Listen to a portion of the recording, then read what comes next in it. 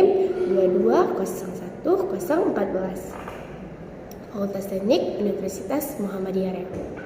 Baiklah, tujuan saya membuat video ini karena saya ingin menjabarkan materi al-Islam terkait yang pertama adalah potensi hidup manusia tetapi menurut pandangan Alkitab.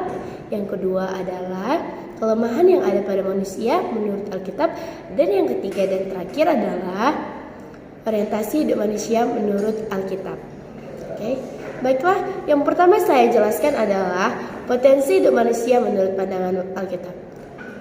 Allah menciptakan manusia menurut gambar dan rupa Allah, yang berarti manusia juga memiliki berbagai macam potensi yang bertujuan agar manusia itu dapat bersekutu dengan Allah, manusia dapat memelihara makhluk lain, dan manusia dapat melestarikan alam semesta. Baiklah, ada berbagai macam potensi hidup manusia menurut pandangan Alkitab. Yang pertama adalah potensi rohani.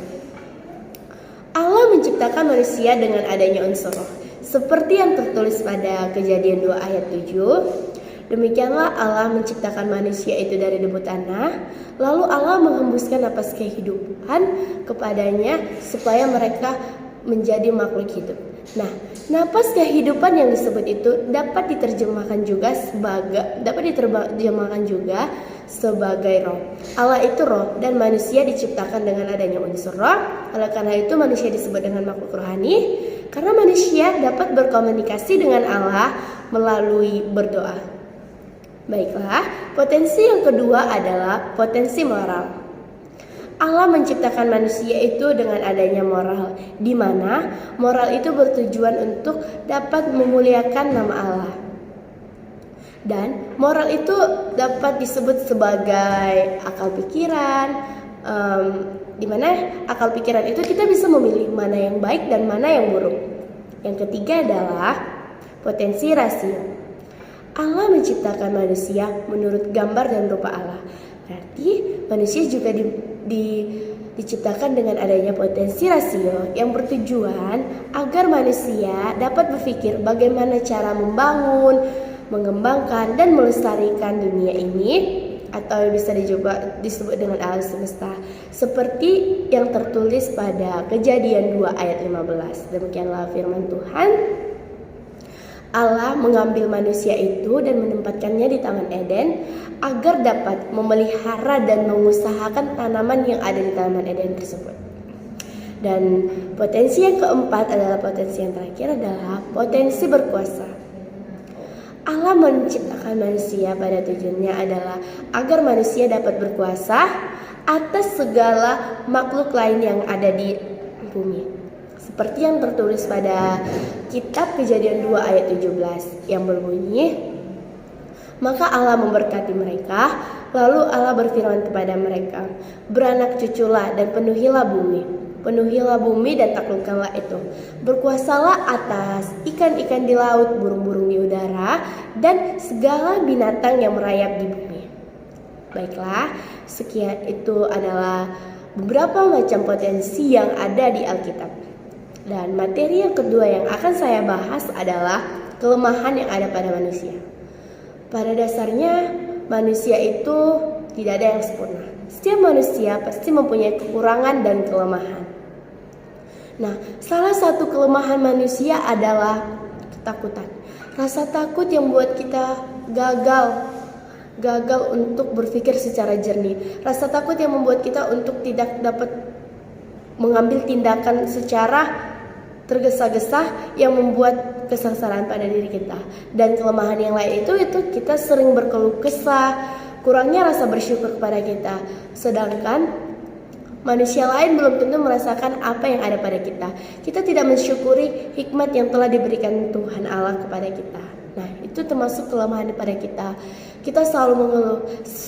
Sementara di kitab Filipi 4 ayat 13 Allah berfirman, segala perkara dapat kutanggung di dalam Dia yang memberi aku kemenangan. Baiklah, itu adalah kelemahan yang ada pada manusia. Dan yang ketiga dan terakhir yang saya jelaskan adalah orientasi hidup manusia menurut pandangan Alkitab. Orientasi hidup manusia menurut pandangan Alkitab ada terbagi atas 3 jenis. Yang pertama adalah dalam jangka panjang, yang kedua dalam jangka menengah, dan yang ketiga adalah dalam jangka pendek. Yang pertama saya bahas adalah jangka panjang. Dalam Nats Alkitab Yohanes 4 ayat 51, Allah berfirman, "Akulah roti hidup yang turun dari surga, yang apabila orang memakan roti ini, maka ia akan memperoleh kehidupan selama-lamanya. Dan roti yang kuberikan itu adalah dagingku yang bertujuan agar manusia dapat hidup di dunia." Yang kedua adalah jangka menengah. Pada dasarnya semua manusia akan meninggal, atau disebut dengan kematian. Kematian itu orang yang mati akan dibangkitkan kembali dan diadili satu persatu.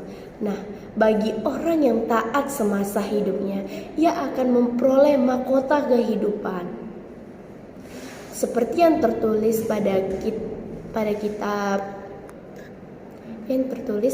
kitab Yakobus 1 ayat 12, demikianlah firman Allah, "Berbahagialah orang yang tahan dalam pencobaan dan mereka yang tahan uji, karena mereka akan memperoleh mahkota kehidupan yang kekal, barang siapa mereka yang mengasihi Dia."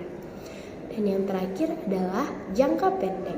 Seperti yang tertulis pada Roma 4 ayat 14 yang berbunyi, "Sebab jika aku hidup hanya untuk Allah, dan jika aku mati, aku hidup untuk Allah. Oleh karena itu, hidup dan mati kita hanyalah milik Allah."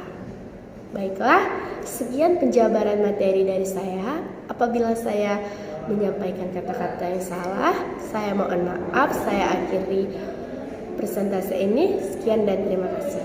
Selamat pagi.